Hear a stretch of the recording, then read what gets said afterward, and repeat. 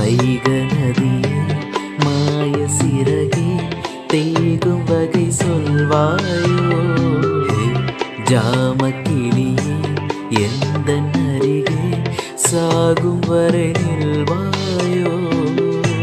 வானம் பகலானாலும் நேரமின்று போனாலும் காற்றலைகள் ஓய்ந்தாலும் நம்முறவு மாயாதே.